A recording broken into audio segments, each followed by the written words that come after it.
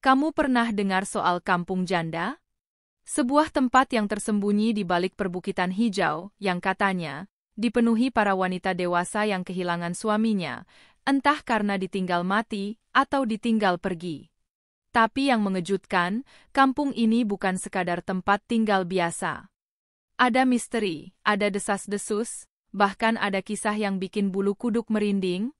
Dan ini adalah kisah nyata tentang seorang pemuda yang nekat masuk ke sana. Penasaran dengan godaan dan cerita-cerita miring yang tersebar di internet. Namun, siapa sangka, ia justru pulang dalam keadaan mengenaskan. Pulang merangkak setelah katanya diroda paksa janda. Apa maksudnya? Mari kita kupas habis. Namanya Anton, seorang pemuda 27 tahun, lajang, dan dikenal doyan tantangan. Ia aktif di sosial media, suka bikin konten eksplorasi tempat-tempat yang katanya mistis atau penuh mitos. Suatu hari, lewat komentar netizen, ia ditantang.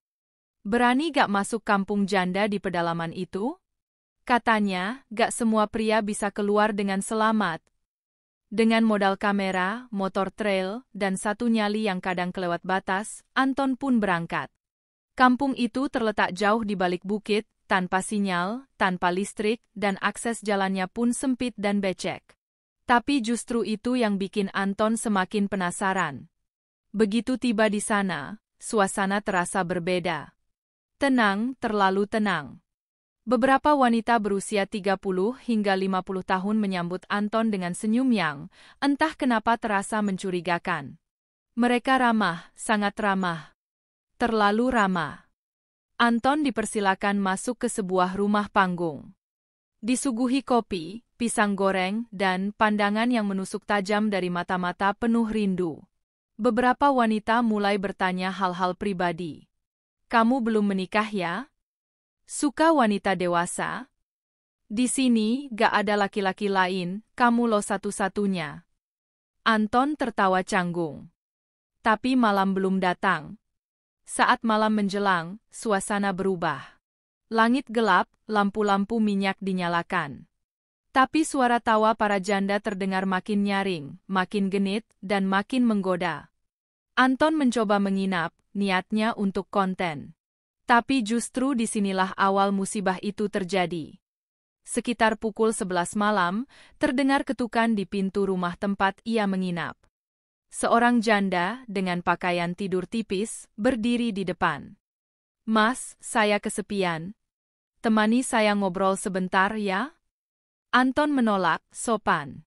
Tapi kemudian datang lagi yang kedua. Lalu yang ketiga. Hingga akhirnya beberapa janda menyerbu masuk. Dan malam itu, katanya, Anton tidak tidur. Bukan karena takut, tapi karena dipaksa berjaga. Pagi hari, warga kampung geger. Anton ditemukan di depan gapura kampung, tubuhnya lemas, jalannya merangkak. Wajahnya pucat, matanya kosong. Dalam kondisi nyaris tak bisa bicara, dia cuma sempat berbisik. Mereka paksa saya, satu persatu, saya gak kuat. Menurut kabar warga, para janda di kampung itu memang haus perhatian. Dan jika ada pria muda datang, apalagi lajang, mereka akan berbagi jatah. Satu malam, Anton katanya diroda, istilah yang mereka pakai untuk digilir secara bergantian.